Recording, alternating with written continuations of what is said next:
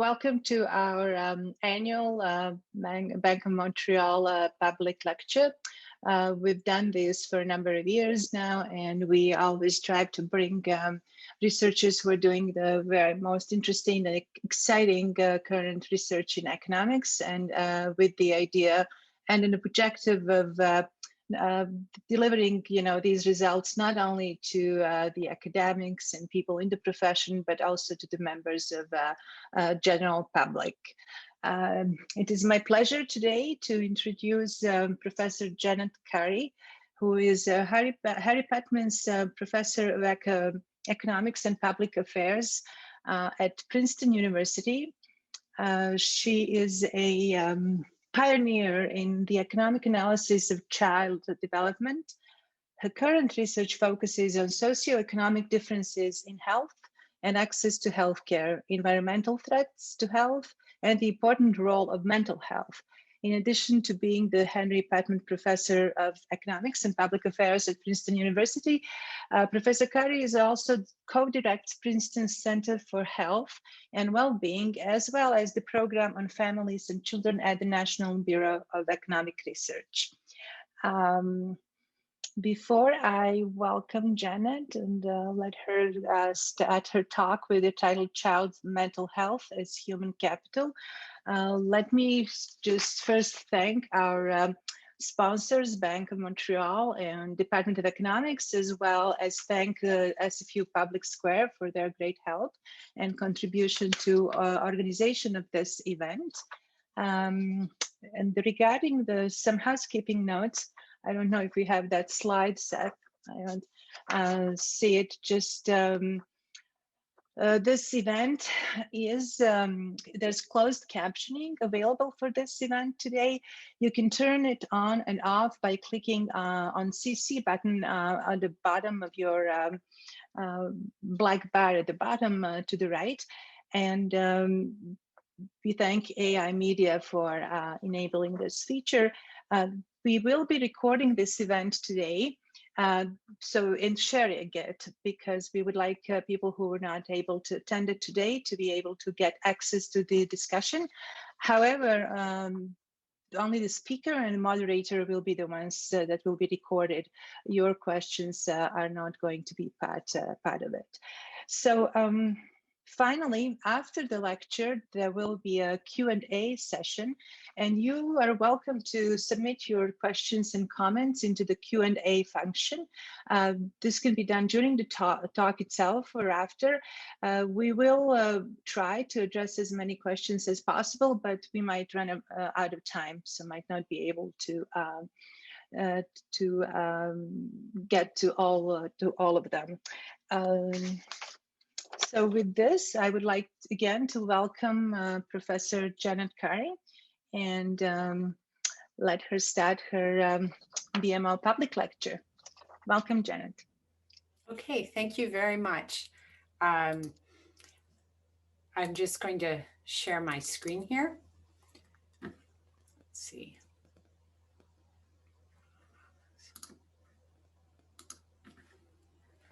So I just want to say first that I'm honored to be asked to give the BMO lecture, and thank you all very much for attending on a Friday afternoon.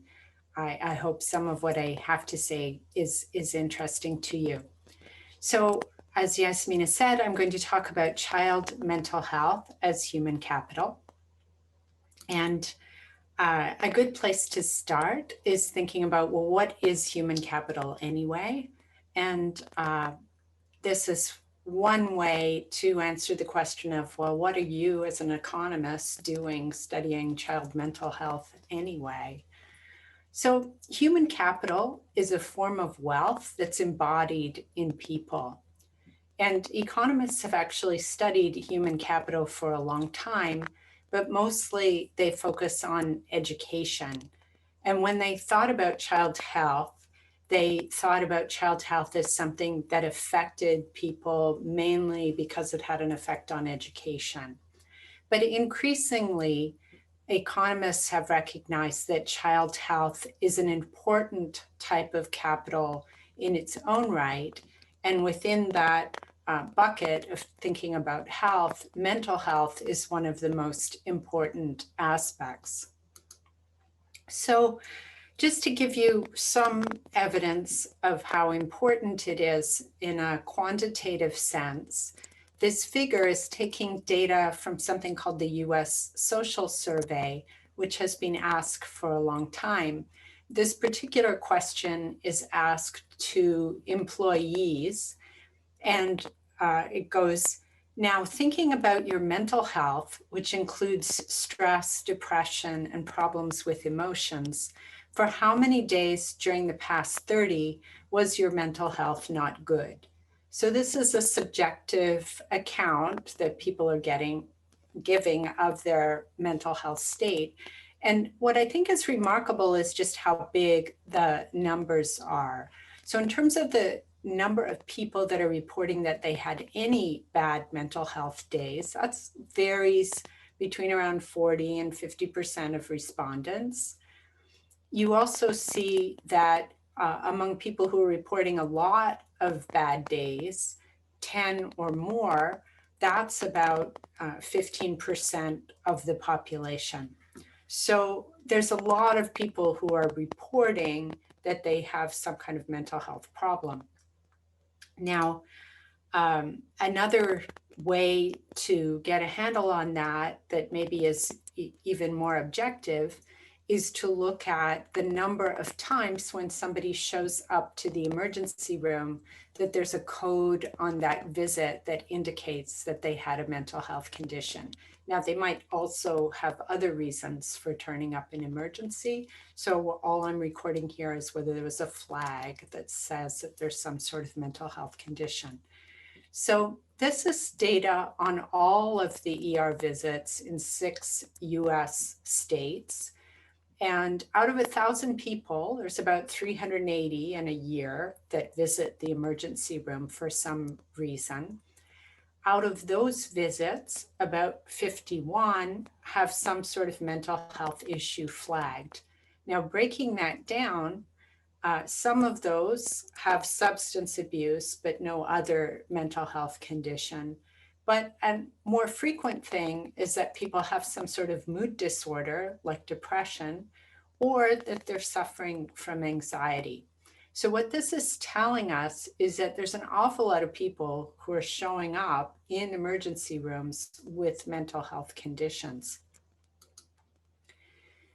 So one reason why this is a particularly interesting thing to study in the context of children is we think that many mental health problems start early in life, but they may manifest themselves later.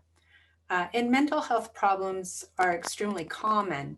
About 22% of US adolescents are estimated to have ever suffered some sort of impairment as a result of a mental health condition. And that's about the same rate as among adults. Also, mental health is one of the most important determinants of adult outcomes. When you're looking at working age people and you're trying to say, what are the major health problems that caused people to miss work?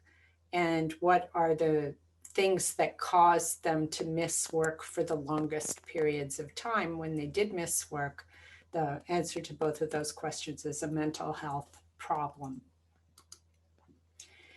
Now, economists have only recently started explicitly studying mental health, but they have kind of talked about it indirectly because there's a whole literature talking about cognitive skills like IQ scores, and then in contrast, what people have put all together as non-cognitive skills. Now, that's not a very satisfactory dichotomy because there's a lot of things that are put together in that bucket. But some of the things that people talk about as non-cognitive skills are things like social maturity, focus, internal motivation, stress tolerance. And all of those things can be impacted by mental health disorders. So for example, people who have autism spectrum disorder may have difficulty with social interactions. People who have ADHD complain about lack of focus. If you have depression, it can be hard to summon up internal motivation to do things. And if you have anxiety, you have low stress tolerance. So a lot of these things that people have been talking about in terms of skills have direct correspondence to mental health conditions. Oops, I'm sorry, I'm going backwards instead of forwards here. So in some of the first research that I did about this, which was actually using Canadian data from Manitoba, we tried to just look at the effects of childhood mental health problems on longer term outcomes using administrative data. So in Manitoba, it was possible to link the health data to the education data and also the social services data. And so what we looked at was whether children who had diagnoses of different mental health conditions and physical health conditions fared compared to their own siblings. And the reason why we were comparing to their own siblings was to have a control, right? So the sibling would come from very similar background, have similar home environment, and so on. So what I'm plotting here are the estimated effects of having these conditions at various ages. So the 4 age groups are 0 to 3, 4 to 8, 9 to 13, and 14 to 18.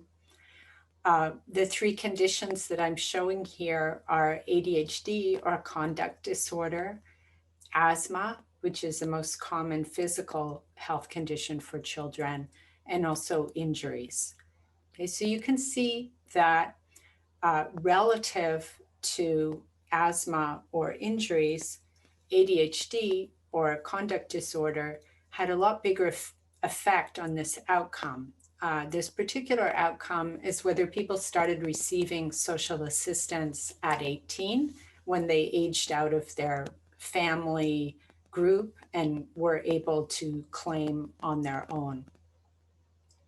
Looking at another outcome, in Manitoba, you have to take certain math courses to be able to be qualified to go to college. So we were looking at whether you were taking those college prep math courses in high school. And again, we see a large negative effect of ADHD or conduct disorder relative to the effect of physical health conditions. So what this is showing is that there was a long-term effect of these childhood mental health conditions and that it was bigger than the effect of the common physical health conditions. There's also evidence suggesting that prenatal conditions can place children at risk of poor mental health. So this trajectory that some people are on starts even before birth. And some of the first evidence about this was from the Dutch hunger winter when the Nazis blockaded parts of the Netherlands and people starved. So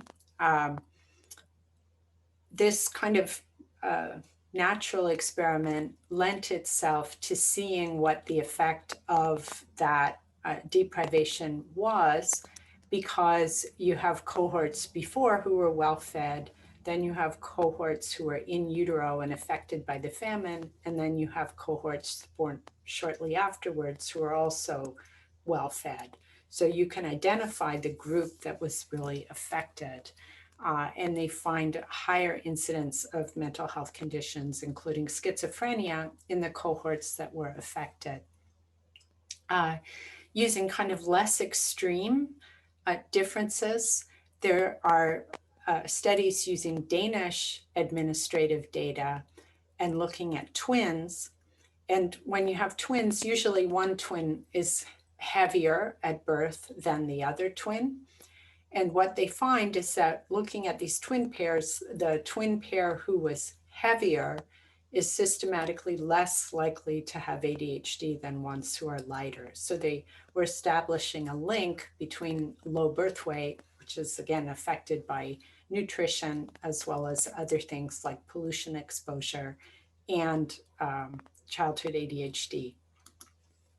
Okay.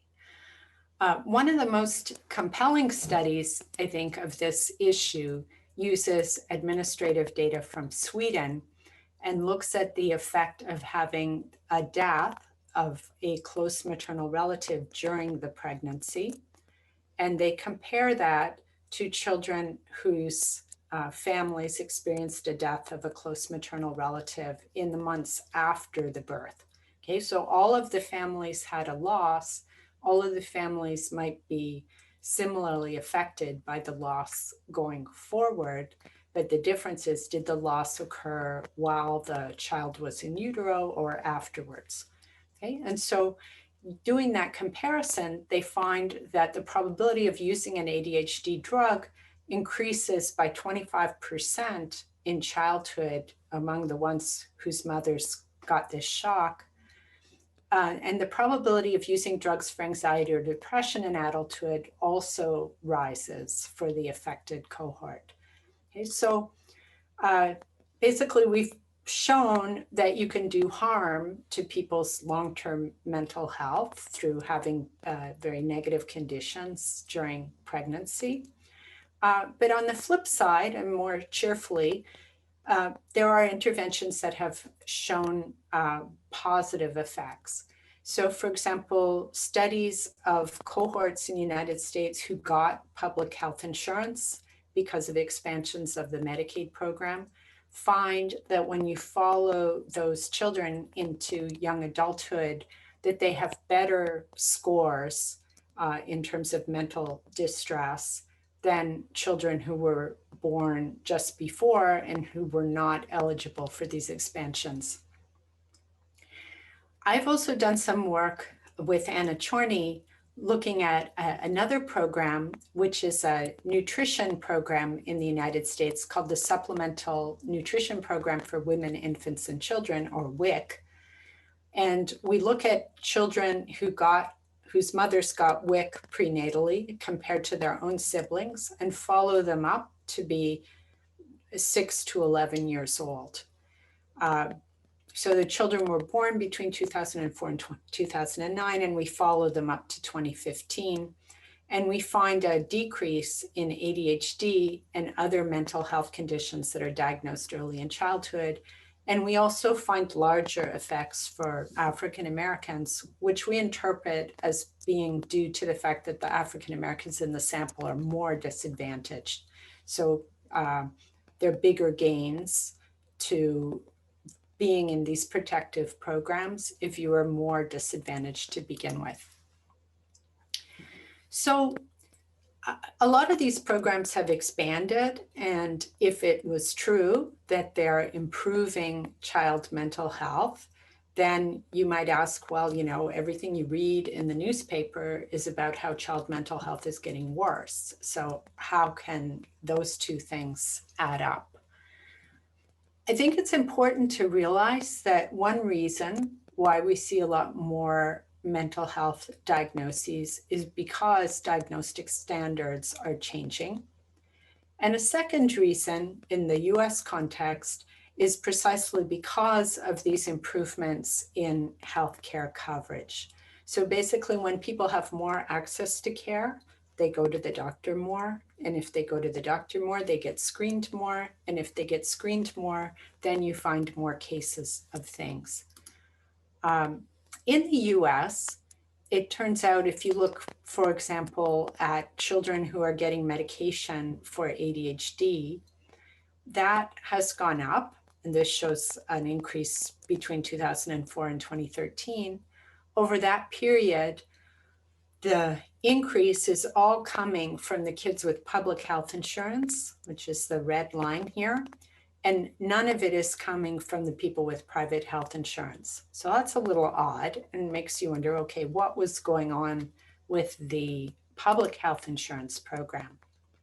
Well, one of the really important things was a change just in the way that the program was administered from being a fee-for-service program to a managed care program. The managed care plans had incentives to promote screening. First, they got direct rewards for doing more screening, but secondly, they also got higher reimbursement rates per child for children who had chronic conditions. So they had an incentive to go out and find chronic conditions. Okay, so in work with Anna Chorney, we looked at the effect of this switch to managed care in one state, South Carolina. And we look at this in two different ways. So one of them is just to do what's called an event study and look at all the children who were sampled before the switch and all the children who were sampled just after the switch.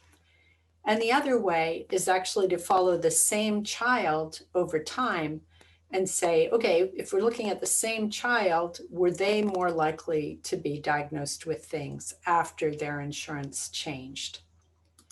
Okay, so doing the first thing, the event study, we can see that at time 0, which is when the change happens, we get an increase in the number of well child screenings.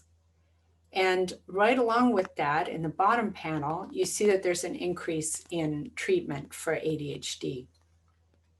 Okay.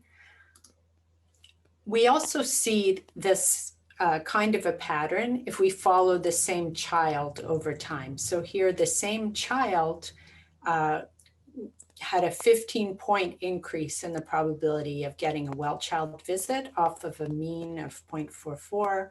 They're more likely to get a developmental screening, they're more likely to get vaccinations, and they're even more likely to get sick visits. Now, people, I think, are kind of suspicious when they see that, oh, well, you've changed the insurance and now you're diagnosing a whole lot more kids with ADHD. That sounds bad to a lot of people. But you see that you're not only getting increases in ADHD and depression, you're also getting increases in asthma, increases in children being treated for mild infections, increases in ear, nose, and throat, increases in autoimmune conditions. So basically, more access to care is resulting in more cases. And on the whole, that's probably good and not bad. Okay. So I want to talk a little about treatment of childhood mental health conditions. Now that we're diagnosing all these people, are we actually providing them with effective treatment? And the US is probably a good laboratory for trying to understand the effectiveness of treatment because, as I'll show you, there are huge variations in practice style and how, whether people get treated and how they get treated if they get treated. Also, there's a lot of administrative data, such as medical claims, which you can use to try and look at these things. So this figure is showing data on prescriptions for antidepressants for 10 to 19-year-olds per 1,000 persons.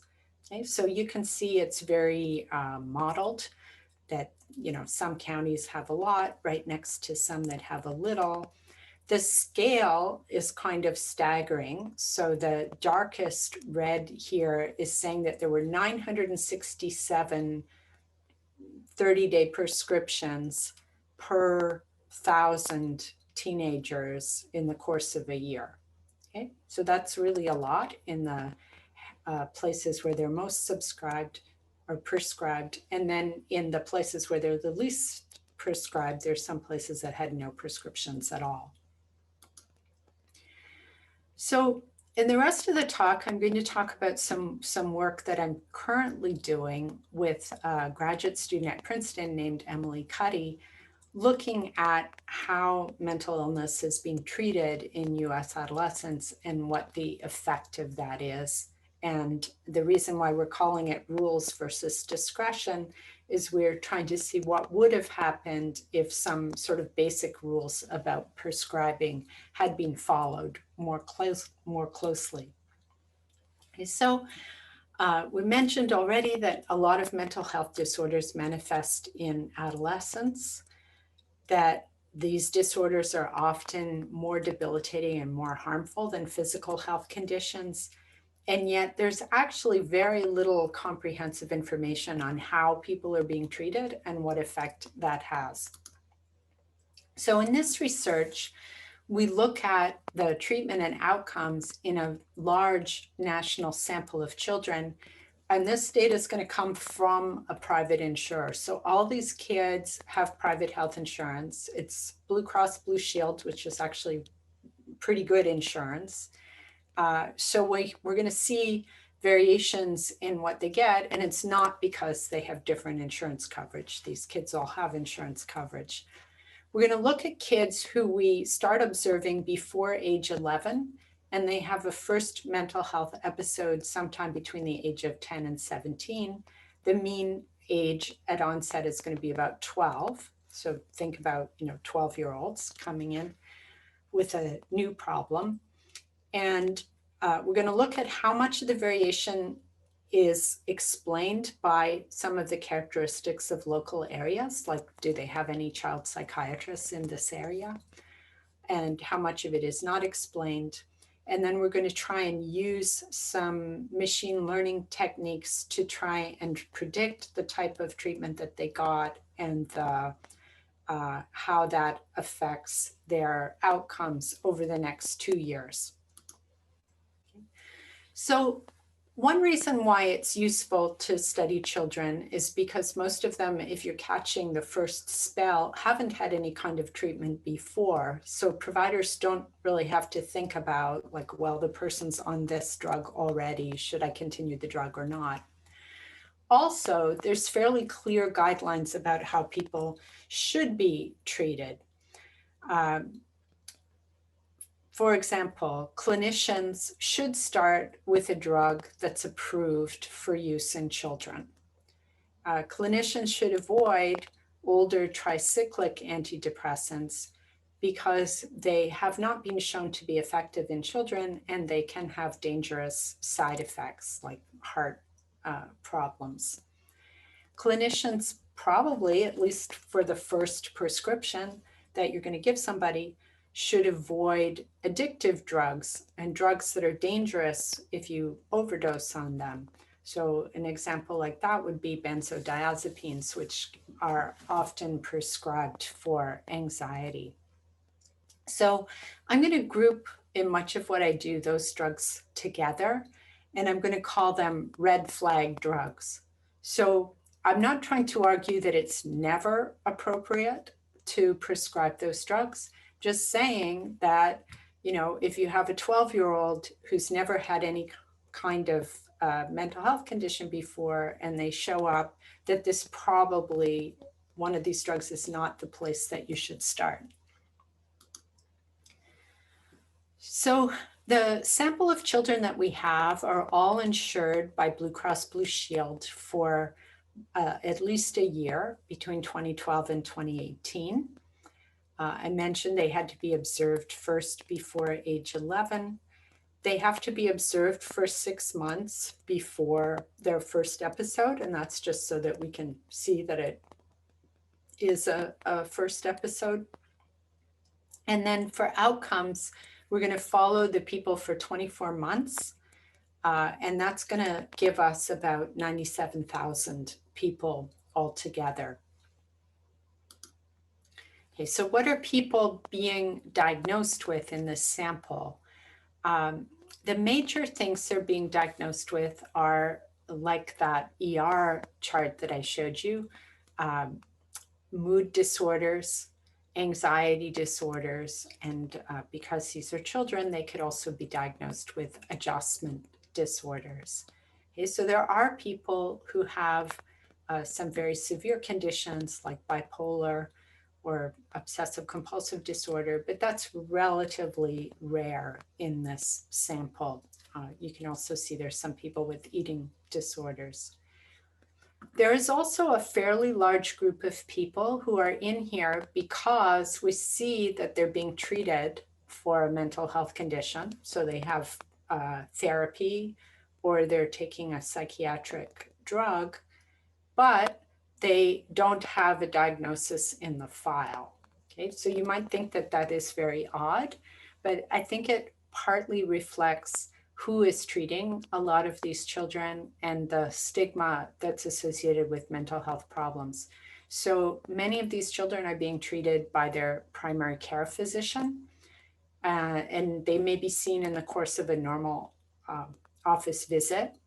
The clinician can bill for a normal office visit, and they may not put anything in the chart because up until quite recently, if you put in the chart that somebody had a mental health condition, then that would mean that they had a pre-existing mental health condition that might make it hard for them to get insurance for that in the future. Okay, so we have in some of what I'm going to show you, I'm leaving those people in, and in some of them, I'm taking them out and only using people who have a diagnosis. Okay, so looking at the means for this sample, we start out in the Blue Cross Blue Shield data with 2.2 million children.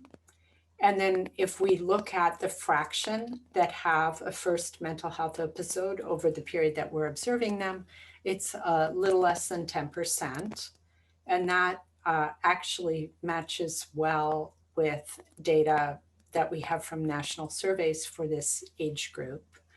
I've put a box here just around this characteristics of this mental illness sample. About half of them are girls. The first age they appear is 8.4. About 3.5% of them are hospitalized every year, which is much higher than in the full Blue Cross Blue Shield sample. They go to the ER more too. They have costs about twice as high as the full Blue Cross Blue Shield sample. They're also more likely to have what I'm calling here a neurodevelopmental condition. So that would be something like autism or ADHD that people are basically born with and that they're going to have as a condition. And so we're distinguishing here between an illness, this is something that happens and you hope that you can get treated and get well, and something that you have and you just have to learn how to deal with. Okay, so again, we do estimates including and excluding people with neurodevelopmental conditions, but my preference is to include people. And you can see that the people who are going on to have depression or anxiety or something like that are much more likely to have one of these conditions. Okay. I also want to talk a little bit about, oh, I'm sorry, I have a mouse that doesn't work very well.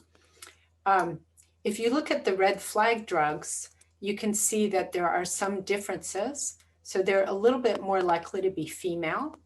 That is people who are getting the red flag drugs. They're a little older. They are a lot more likely to have been hospitalized. They are more likely to go to the ER. They have higher costs. They're less likely actually to have neurodevelopmental conditions. I think it's possible that parents who have a lot of contact with the mental health profession are more savvy about these things.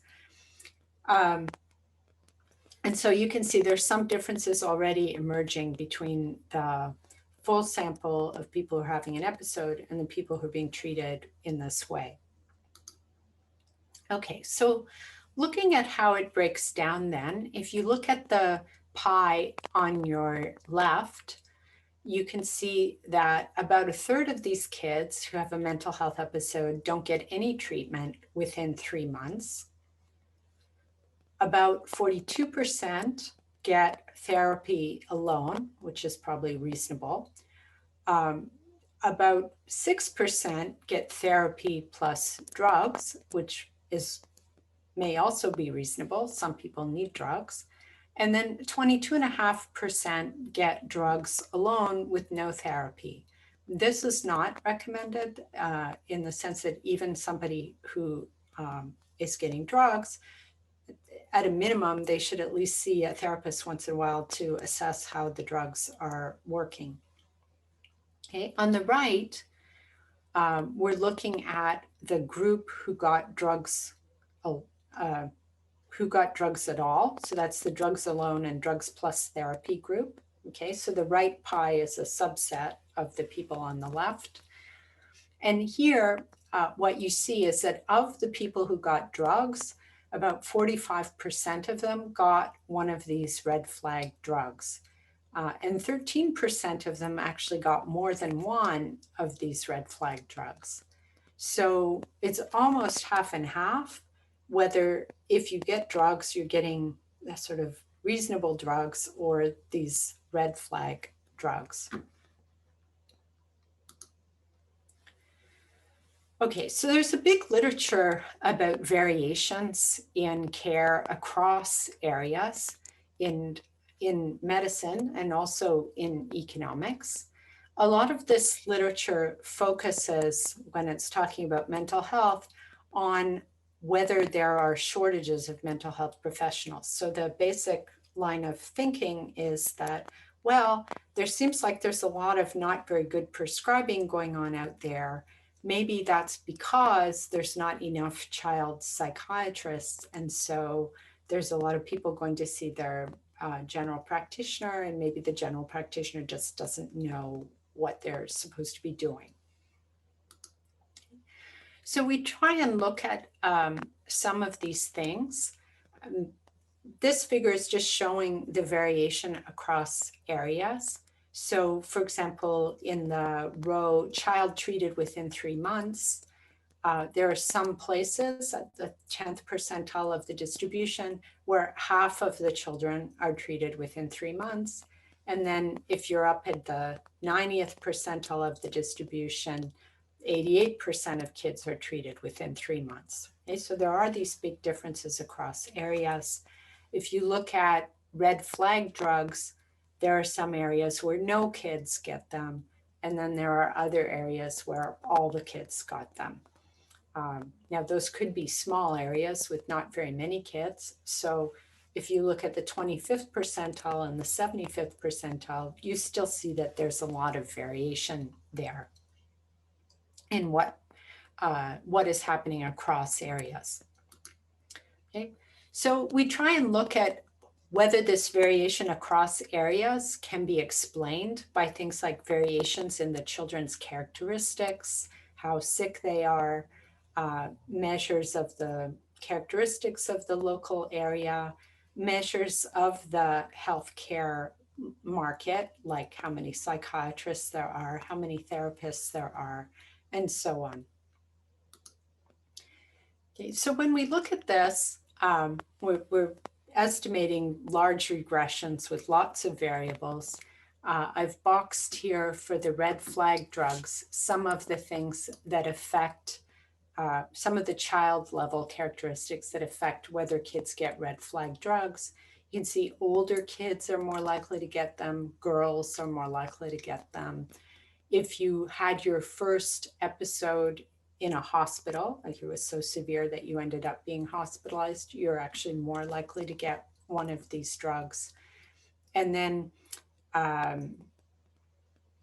your health history also has a significant effect, as indicated by all the stars there. Now, looking at the effect of the health care market, so things like how many psychiatrists do you have per capita? How many therapists do you have per capita? I've tried to plot out here what we find. Okay, so looking at the first quartile, that would be places that have the lowest numbers of psychiatrists. And the fourth quartile would be places that have the highest number of psychiatrists. Okay, so what this gray line is showing is that the number of kids who got drugs only increases with the number of psychiatrists, holding the number of other healthcare professionals constant. And the number of kids getting these red flag drugs also goes up with the number of psychiatrists holding other things constant. Okay. Also, the number of kids getting therapy and drugs goes down the more therapists or the more psychiatrists that you have, as does the number of kids getting therapy only. And actually, the number of kids getting treated is lower in places that have more child psychiatrists. So it may be that people are trying to get in to see them and that it's taking a while. Okay.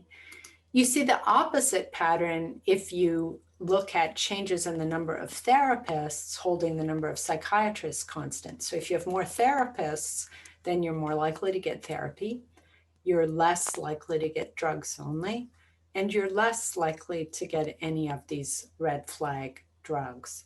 Okay, so the characteristics of the healthcare market do matter, but actually they don't explain a whole lot of the variation across children because there's a lot of variation within areas as well. And that seems to be at the individual provider level. So when we looked at that in more detail, what we found was that about half of the variation was within areas and half of it is across areas. And of the variation that's across areas, only some of it is explained by these changes in provider behavior or changes in the number of providers. So what that says is that if you trained a whole lot more child psychiatrists, that would not by itself solve this problem. Okay, so there's some disturbing patterns there in how people are being treated. But what we do next is to try and say, well, can we make a connection between how people are treated and what happens to them?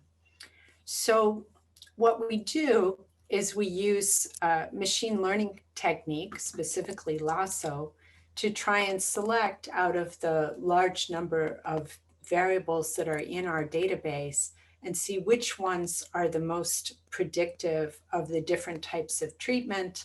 Then we use those in an instrumental variables framework to try and find what is the causal effect of being treated one way or another.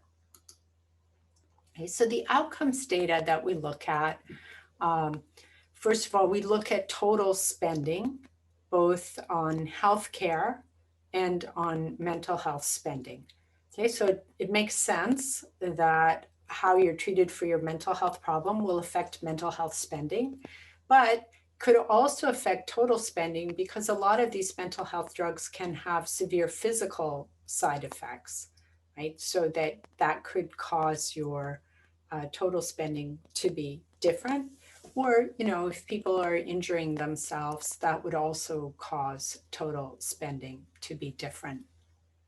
So we look at spending as sort of a summary measure of whether things are getting better or worse. And then we also look at a specific measure, which is whether patients went to the emergency room or whether they were hospitalized and how many days they were hospitalized. So these are some of the more extreme outcomes that can happen if people have bad mental health conditions. We follow the patients at 3 months, 12 months, and 24 months also to get a sense of whether there are differences in the effects of treatment in the short term and in the somewhat longer term. Okay, so I'm not going to show you a whole bunch of regression output. I'm just going to try and summarize what we found in these trees. Okay.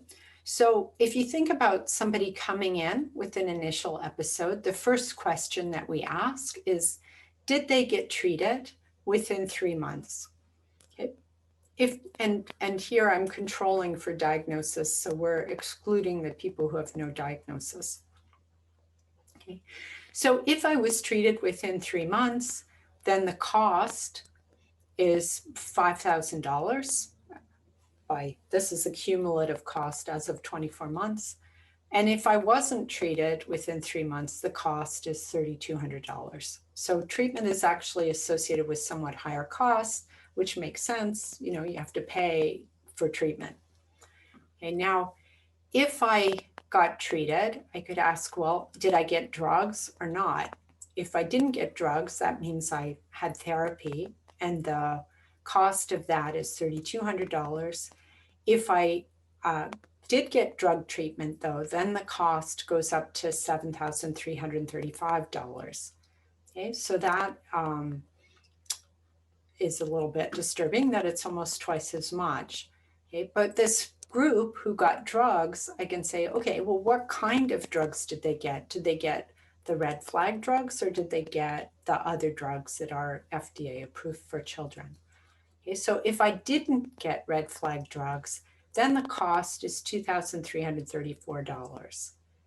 But if I did get the red flag drugs, the cost is more than $13,000. Okay, so what you're seeing here is that the right question to ask is not like, was the child treated with drugs or not? The right question to ask seems to be, well, were they treated with a reasonable drug regimen or not? And when they were treated with a reasonable drug regimen, they actually have lower costs than if they were not treated. Whereas if they get the red flag drugs, they have very high costs. Okay, so that's looking at spending.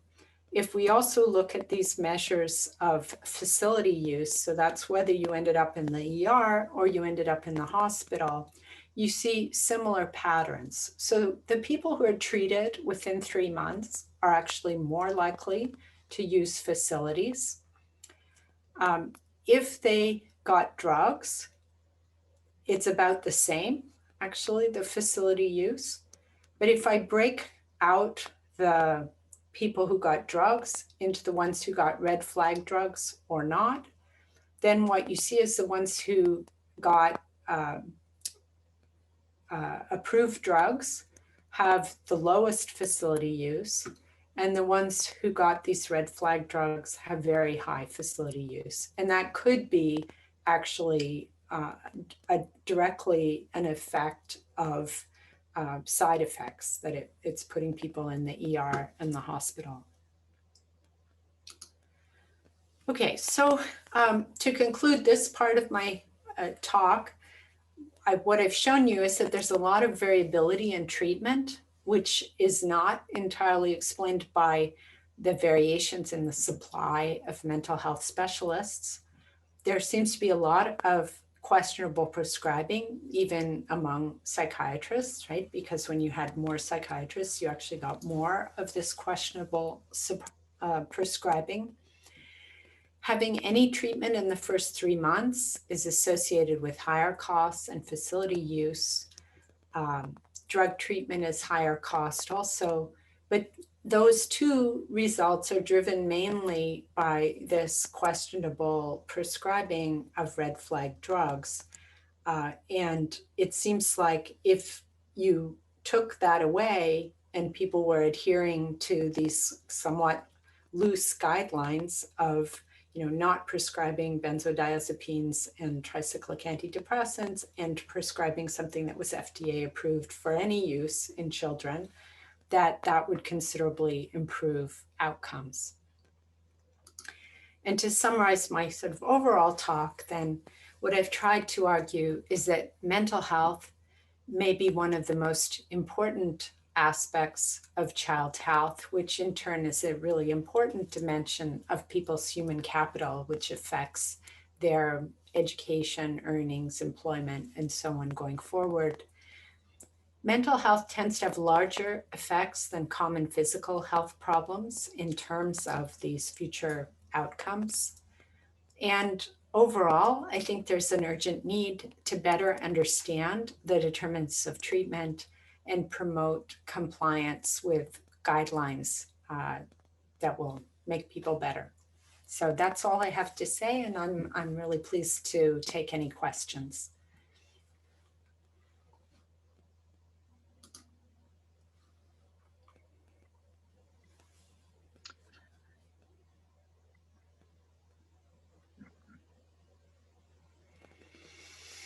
Thank you, Janet, for a very, very interesting talk. I would like to invite the attendees to submit your questions via Q&A function. And in the meantime, I would like to invite Alder Latash to give us the traditional welcome. We had some technical difficulties at the beginning, so we were not able to do it before the talk. So Adel Latash, Maurice Nahani, is a member of the Squamish Nation, and he lives in North Vancouver, BC.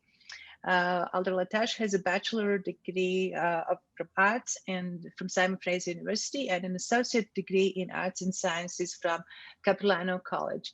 Welcome, Alder Latash. Atsquile, Tanoia, Tano and Siam and Siaya, Siyoyokwa, Touch it Nomen on Hot and Squallowing, Nays to Uns, Latash Kushamin, Tanalachon Astahan Ochameo, Sko Omershoth, No Chaya Min Mahat, on Monoxton Squallowing. Well, greetings to all of you. I bring you wishes for a good afternoon in discussion with each others. I have enjoyed the discussion so far. I want to welcome each and every one of you in a good way to the meeting, this gathering. Whenever we gather together, we ask people to come in with an open mind, to be able to listen to the good words, the advice that is being shared, and to absorb that. Not to put your own baggage or your own spin on things, but just to hear the good words that are being shared with you. First of all, you're being given great information today. I want to share with you, my dear friends and relatives, that today I witnessed the launch of a new canoe. We believe that each canoe has a spirit. They're like a person, they're like a new member of our community. We wanted to bless the canoe today so that all that travel in this canoe in the future will travel in a good way. We do this in a public way for all those who are attending to know that work is done in a good way, and that we have witnesses that will go to other communities to share with them that this work is done right. And this is what we're doing today in our meeting. We are sharing with each other. We are helping each other. We are supporting one another, because we know that more minds coming together will ultimately make each and every one of us stronger as we share our experience, our knowledge, and our skills. So I'm very happy to be part of this gathering today. We stand here at a crossroads for ourselves, the Squamish people. We had a great culture for thousands of years, and there was a period of interruption during a colonial period. But now our culture is beginning to blossom again. We believe this will be for the benefit of all of us in our community, but for all Canadians as well. For each of us to be healthy in mind, body, and spirit, then we can all support each other. It is important that we always lift each other up, thank each other for each day. So thank you for allowing me to be a part of this meeting, OCM. Thank you. Thank you so much, Alder Latash, for your traditional welcome. Now we are ready to move to the Q&A session. Got some questions here. So a question from Brian. What do we know about the potential biological mechanisms leading from early and in utero events to later mental health? Based on what we know now, is there any sign of a connection between specific factors and specific mental health issues, or does the evidence pretty much fit the general health capital model? Janet? Yeah, that's a great question. I think the only pathway that's really being much explored is kind of the stress channel. And that's partly because we know how to measure it. You can measure, for example, there's a study that Anna Azer has done where they took cortisol levels of pregnant women over the course of their pregnancy. And then you can show that the women who had higher cortisol levels, so that's sometimes called the stress hormone, were more likely to have low birth weight children, and then those children were more likely to have cognitive difficulties later. So that's one specific biological channel, but there are probably very many such channels. Okay, thank you. Question from Daryl. So there are two. I'm just going to read both of them. I'm sure everyone is sick of hearing this question already, but how do you think COVID will impact child mental health in America? And then, okay, I can maybe answer that one first, Jen. Yeah, I think unfortunately that in the US, people are talking about a K-shaped recovery.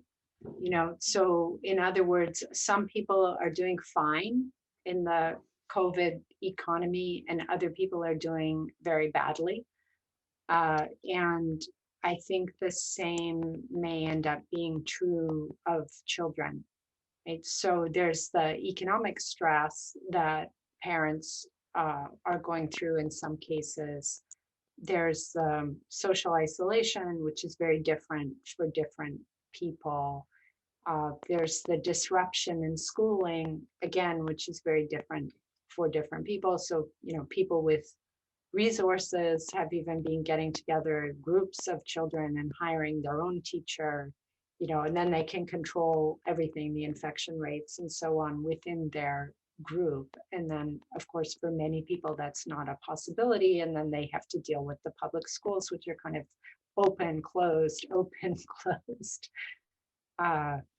So I think it's going to be a really mixed picture, and I think it's going to exacerbate existing inequalities among children.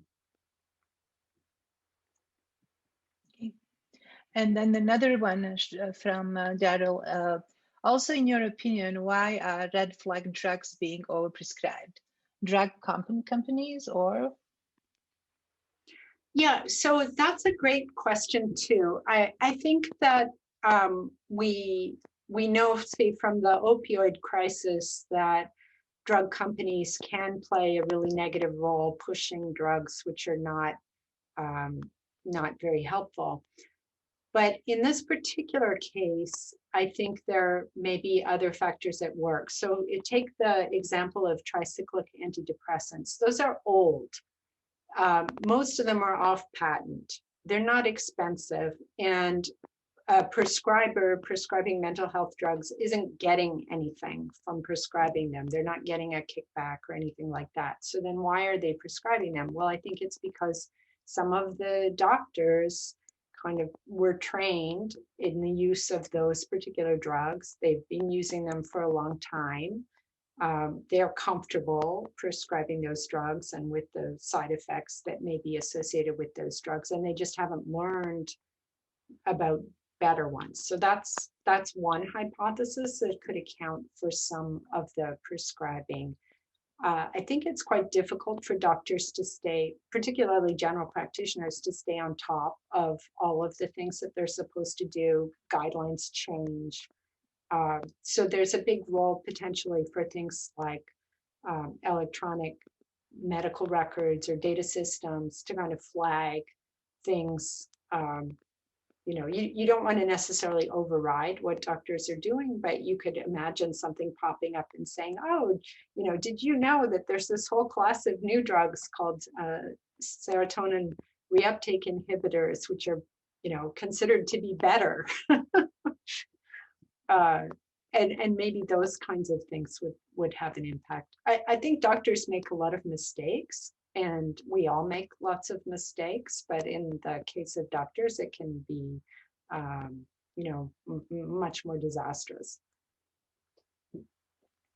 Thank you. Question from Fernando.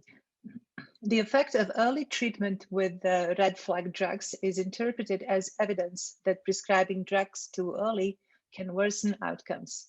But isn't it, at least in part, reflecting more severe cases? No.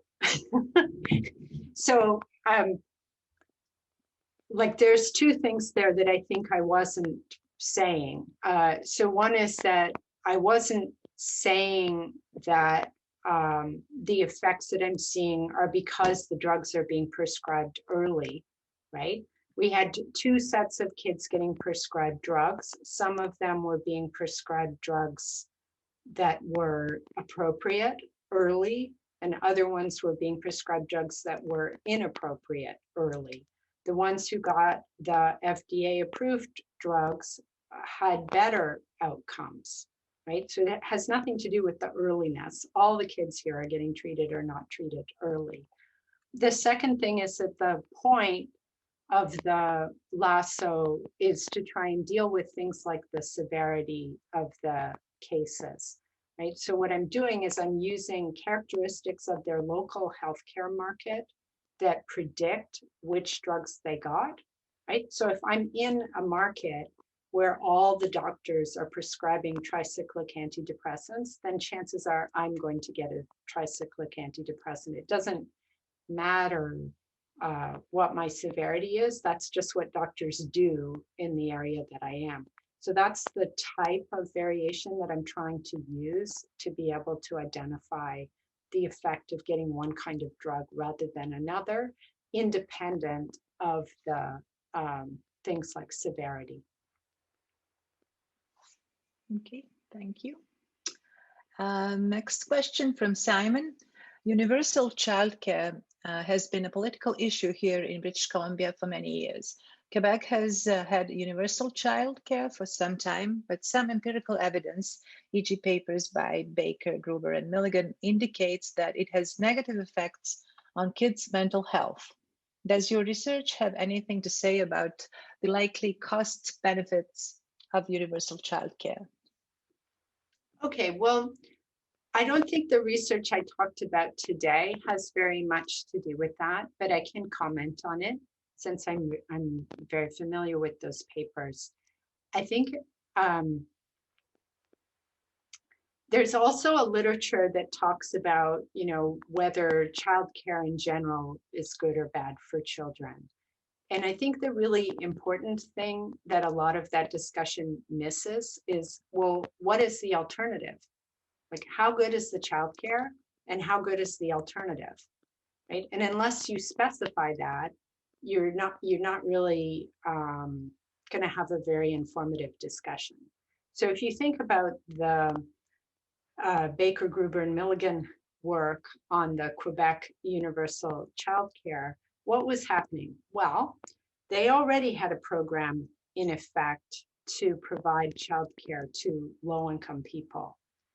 The people who were affected by the $7 a day program were mostly middle-class women. We also know from other work that they did that those middle-class women went to work. And so what they did was they went to work and they put their children in very hastily drummed up $7 a day childcare slots. Okay, so the kids, a lot of them, went from being at home with their mom to being in arguably lousy childcare. And that had a negative effect. So I would say that's not very surprising. It's really different than saying what would happen if you were in, say, an unstable home environment and got put into a very good quality daycare. That has positive effects, we know from the literature. Okay, so what effect would universal childcare have? Well, it depends, I guess, on whether the marginal child is getting moved from a better situation to a worse one, or a worse situation to a better one. So without knowing something about the distribution of childcare possibilities and what would happen in the absence of it, it's kind of hard to make a prediction one way or the other. So yeah, so that's kind of long-winded, but the point is that it's really important to know what are the alternatives that you're comparing. Thank you. There is one clarifying question from Taryn, and It's regarding one of your slides. I don't know if you get, so it's regarding the slide prescriptions of antidepressant drugs by county per 1,000 persons, 10 to 19 years old, 2014.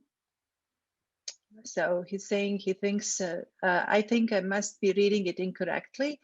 It appears to say, in my uneducated understanding, that close to 100% of teenagers in Eastern Maine are taking prescription antidepressants. Is my reading correct? I think I'm misinterpreting it and need some clarity. Okay, so the issue is that I'm looking at how many people in a year, or what's the best way to put this? How many prescriptions were there, right? But a prescription is only 30 days. So if I'm a person and I take antidepressants all year, I get 12 prescriptions.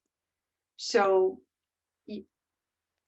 I think what it's showing is that in the highest prescription places, that about 10% of teens are getting an antidepressant, which is more reasonable, right? So the issue is that I'm looking over a whole year, and I'm saying over the whole year, on average, there would be one 30-day prescription per person, right? But some people may have more than one 30-day prescription. Thank you. Question from Hitoshi. There seems to be more studies on the consequences of child mental health on later outcomes. But except for study by Petra and Maya about family loss during the pregnancy, not much is known about the causes of child mental health. What are the other reasons other than in utero shocks, stress? Yeah, you know, a lot of people look at the pregnancy period because it's so well defined.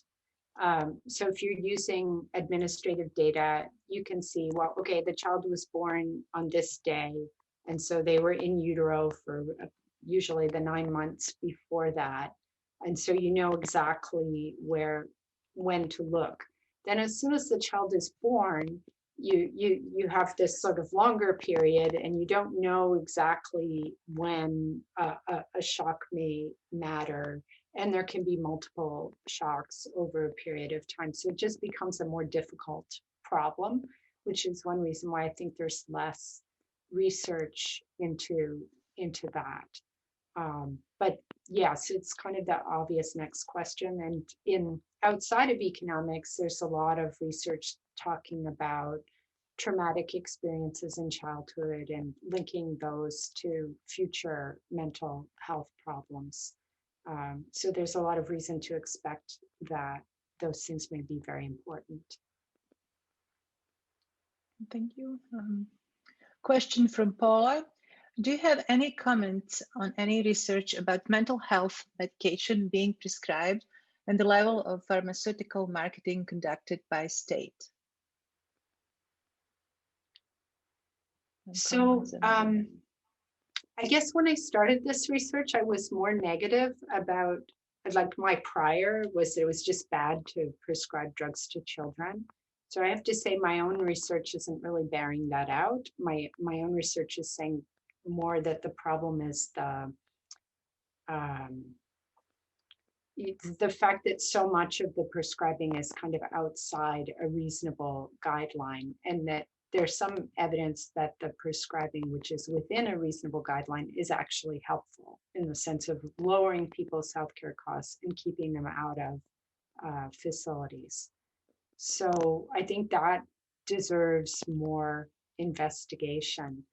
Now, another reason why I started looking at mental health drugs is that so many of these are not really being heavily marketed. They're available as generics. So practically all the antidepressants over the period that I'm looking at are generic.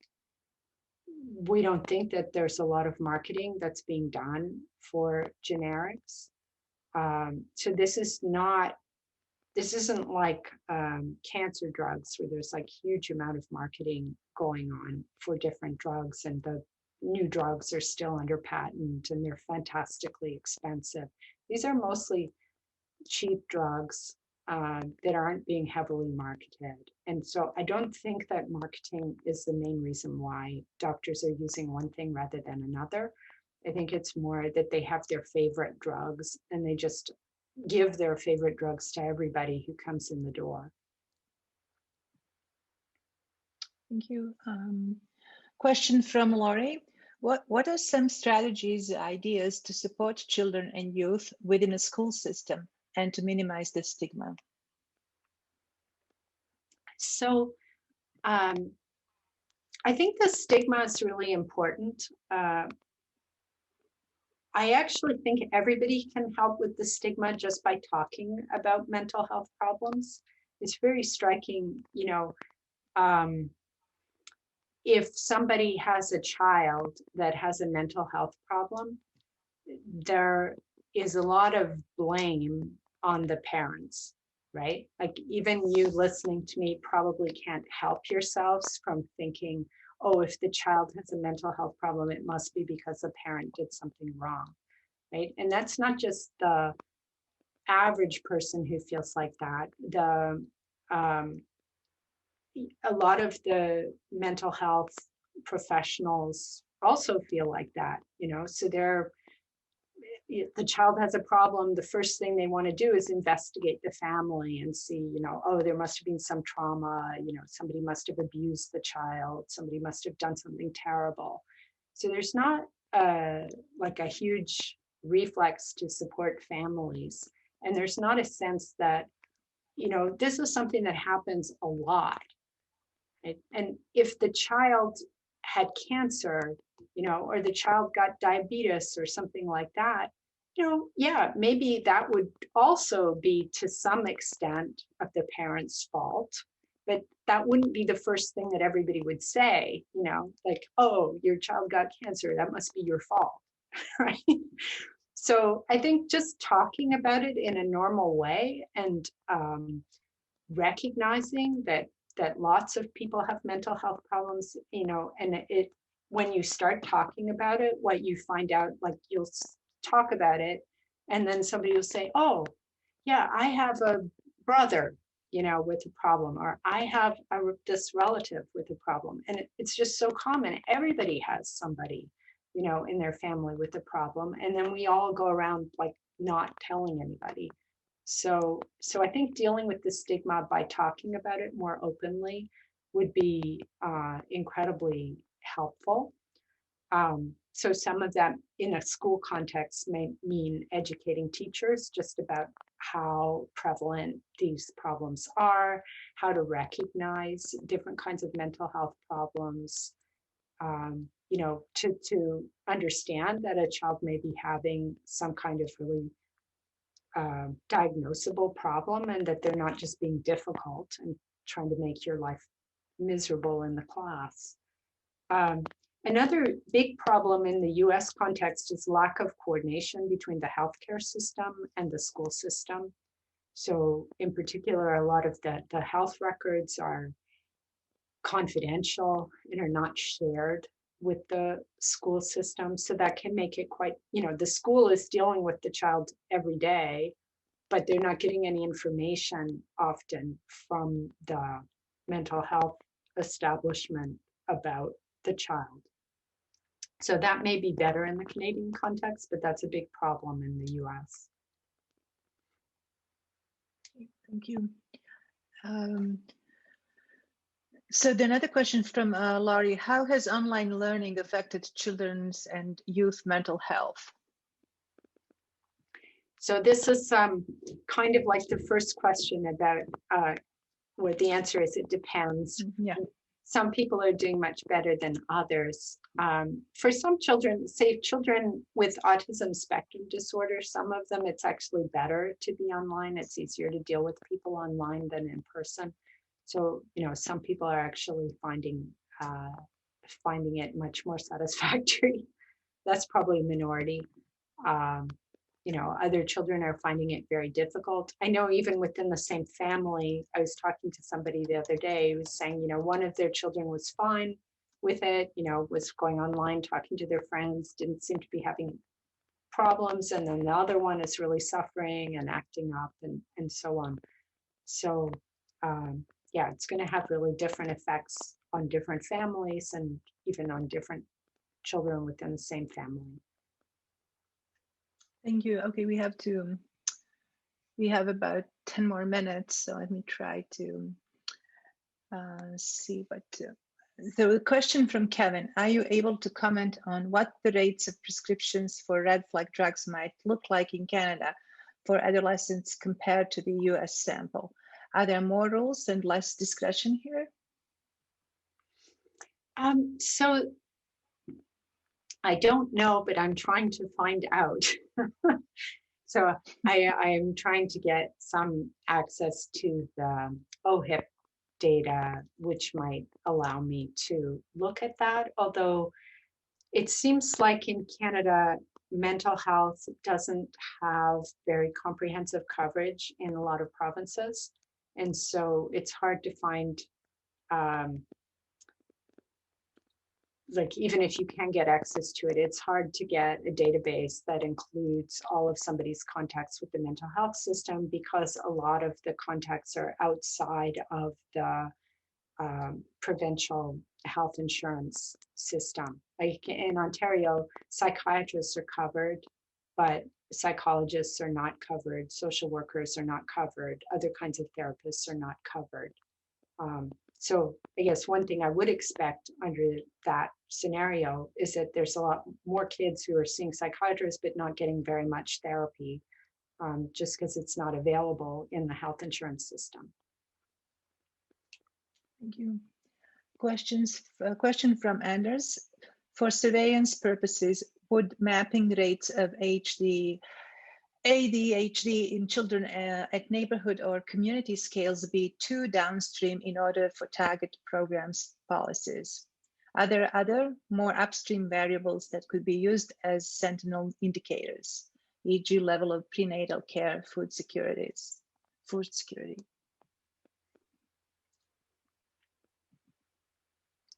Yeah, so it's not clear. I think some of the upstream variables, I mean, what has been shown is that things like rates of low birth weight are related to rates of ADHD. They're also related to things like rates of asthma. So if you wanted to target communities who could probably benefit from intervention, that might be a very high level indicator to look at. I think you might also be able to look at, say, mental health problems in parents as an indicator for mental health problems in children, or at least for vulnerable children, because we know there does seem to be some heritability of a lot of conditions. So that might be another way to try and locate people. I think those things would probably work better than trying to map something like ADHD at a very local level, just because the diagnosis is so different in different places. Okay. Let's do maybe a couple more questions and then we will be running out of time. So there is an anonymous question. I was wondering if the research had any margin to account for misprescribed or inappropriately prescribed antidepressants rather than red flag. For example, miscommunications or between the psychiatrist/pharmacist and patient, however low that may be. Yeah, so my kind of definition of inappropriate prescribing is purposely very, I don't know what the right word is, but I was trying to pick a definition that no one would argue with. So I'm not really saying, you know, well, like this SSRI is known to be better than this one. Although the Canadian government does put out guidelines that says, well, this SSRI is more effective than this one. They do head-to-head comparisons. So I'm not doing that at all. And I think the kind of thing that you're asking about would go even further down that path. I'm just trying to pick things where everybody could agree that this doesn't look right. and then show you that even, you know, if you look at these things which shouldn't be controversial at all, you're still seeing kind of disturbing patterns. Okay, thanks. And this is the last question. This is more sort of econometrically oriented. So I think we have a bit of time, so you could maybe, Janet, potentially answer this. Could you please talk more about your IV identification strategy in your paper? Lasso in the first stage seems to get the relevant conditions satisfied. It is a great approach. How do you deal with the exclusion restriction? Is it possible that instrumental variables are correlated to the child outcomes? Do we have time for this? Well, that's so what I was trying to do was actually use the, so I'm sorry, I sort of glossed over this in the presentation, you know, in the interest of having a more general presentation. But the reason for the first part of the paper, where I'm looking at how the characteristics of the geographical area affect prescribing, is because I show that it does matter, that they do predict. And then I want to use those characteristics of the local area prescribing to construct my instrumental variable using Lasso. So basically, if you buy something like, you know, conditional on having a area fixed effect that increases in the number of child psychiatrists will affect the type of drugs that I get prescribed, and that's exogenous, that's essentially what I'm using as an instrumental variable. Okay, thank you very much. I think we are running out of time. So I would, again, on behalf of the Department of Economics, like to thank Professor Currie for the very interesting and wonderful talk, to all the attendees, and, you know, for great questions that were posed, to our elder who did deliver traditional welcome, and of course to the support of SFU Public Square. Have a great afternoon. Thanks everybody again.